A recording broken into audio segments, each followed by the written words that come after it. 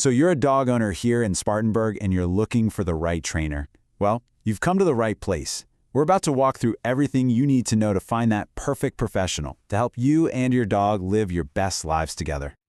Here's what we're going to cover. First, we'll talk about how training really fits into our life here in Spartanburg. Then we'll get into what makes a good trainer, what kinds of programs are out there, the local costs and rules, and finally, the really important questions you need to be asking. Okay, let's kick things off with why training is so crucial for life here in the Hub City. Good training is basically your all-access pass to enjoying everything our awesome community has to offer, with your furry friend right by your side. I mean, just picture it. A nice, relaxing walk on the Cottonwood Trail or browsing the stalls at the farmer's market. And your dog is just cool, calm, and collected. That's what great training does. It makes your dog a true companion for all your Spartanburg adventures. So, what is the difference between a good trainer and a great one? Well, it really boils down to two things: their training philosophy and their professional credentials. Let's break down why both of these are so incredibly important. The term you're going to hear over and over again is positive reinforcement, and for good reason. Instead of correcting bad behavior, this method is all about rewarding the good stuff. It's way more effective and humane because you're building a relationship based on trust, not fear. And this really gets to the heart of it. The way a trainer teaches your dog directly shapes the bond you two have. A positive, reward-based approach creates a real partnership, which, let's be honest, is what we all want with our dogs. Now, you're probably going to see some acronyms like these. They might look like alphabet soup at first, but they're actually a really good sign. Certifications like CPD-TKA or KPA-CTP mean that a trainer is serious about their education and professional standards.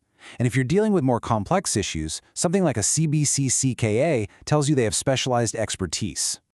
Okay, with that in mind, let's look at the different kinds of training programs you'll come across in Spartanburg. This will help you figure out what's the best fit for you and your pup. So, one of the first decisions you'll likely face is group classes versus private training. Group classes are awesome for learning general manners and getting your dog used to focusing around distractions. Private training, on the other hand, is perfect for zeroing in on specific problems that happen at home, like, say, countersurfing or jumping on guests. And your options don't stop there.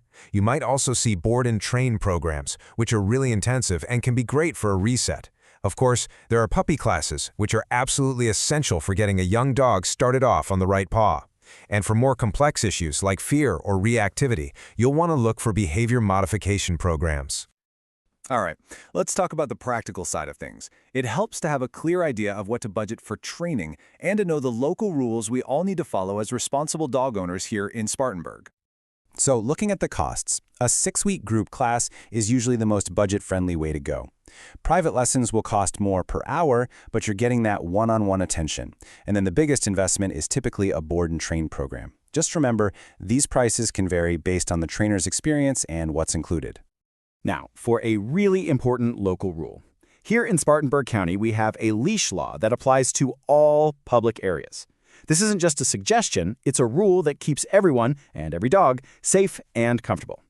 And they're pretty specific about it too. That leash can't be longer than 6 feet. So those long retractable leashes don't count unless you can lock them at 6 feet or shorter. This applies everywhere in public that isn't a designated off-leash park. And a few other key things to keep in mind. By state law, your dog has to have a current rabies vaccination, and you've got to keep that tag on their collar. Also, be a good neighbor and be mindful of barking. If it's constant and excessive, it can be considered a public nuisance, which is another area where good training really helps. Okay, so you're ready to start calling some trainers. What should you actually ask them? We put together a little checklist for you so you can go into that conversation feeling totally prepared and confident. Think of this as your cheat sheet. You'll definitely want to confirm their training philosophy and ask about those certifications we talked about. I also love asking how they connect their training to our local Spartanburg life. And if you have any behavioral concerns, knowing they're willing to work with your vet is a huge green flag. Asking these questions will help you make a great decision. So you've started your training and you're learning all these great new skills. The next question is, where can you go to practice and just have some fun? Well, Spartanburg has some fantastic options. You've got the fenced-in dog parks at Cleveland Park and the Rail Trail Dog Park at Duncan Park, which are perfect for safely practicing things like recall. If you want to work on polite leash walking with real-world distractions, the Cottonwood Trail or the trails at Croft State Park are ideal. And hey, it never hurts to check in with the Spartanburg Humane Society. They often have great resources for local dog owners. You know, finding the right trainer is about so much more than just obedience commands. It's about helping your dog become a happy, confident companion who can truly be part of your life here. We wish you the best of luck in your search. A well-trained dog makes every walk downtown, every visit with family, and every quiet night at home that much sweeter for both of you.